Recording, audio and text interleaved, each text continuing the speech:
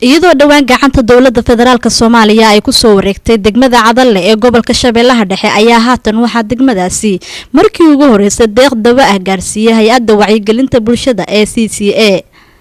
goobtii deeqdaasi dawada ah lagu bixinayo oo ay goobjoog ahaayeen maamulka degmada Cadalle iyo madaxda hay'adda CCA ayaa hadal halkaasi ka jeediyay gudoomiyaha degmada Cadalle ayaa waxa uu sheegay in dadka ku nool degmadaasi ay qabeen dhibaato aad u xoog badan oo ku aadan dhinaca caafimaadka.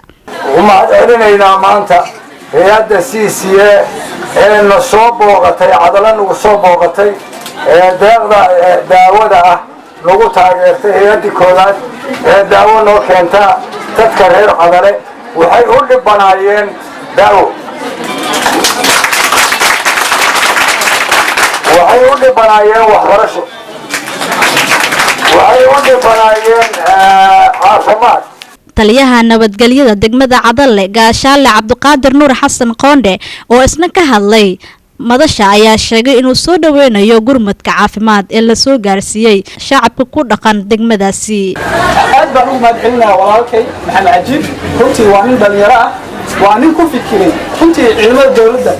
meelo badan ayay xirayeen waa nin ku fikiray dadka masaakiinta ah dhibban inuu baahidooda u yimaado arko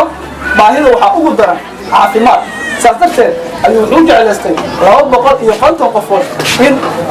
la baaro daawooyinkoodii lagu wadaa daawada la siiyo.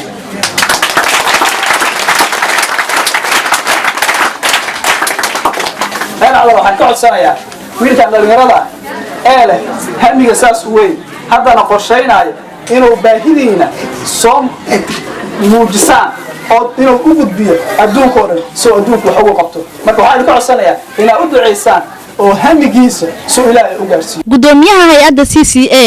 mudane Maxamed Ibraahim Cali Maxamed Cajiib oo soo gunaanaday bixinta deeqdaasi ayaa sheegay gurmadka caafimaad ee ay gaarsiiyeen dadka reer Cadalle in uu ka dhashay kadib markii ay ogaadeen dhibaatooyin dhinaca caafimaad dari oo ka jirta magaalo xeebeedka ee Cadalle. faraxsantahay in dadkii Soomaaliyeed ee nabadda jeclaa ee wanaagga jeclaa ee ka soo jeeday degmadan magaca dheer ama qarniga ah ee maanta u imaatay doona gaarsiisay deeq daawo ah. deeqdan daawada soo gaarsiinay keliyana uga mahari dooneen hay'addu waxay ballan qaadaysaa inay wax badan ka qaban doonto degmada Cadalle iyo dhammaan gobollada dalka. bixinta deeqdaasi dawada ahayd ayaa waxa si aad ah u soo dhaweeyay shacabkii ka faa'iideystay. Hani Xaaji Maxamed, Universal TV, Muqdisho.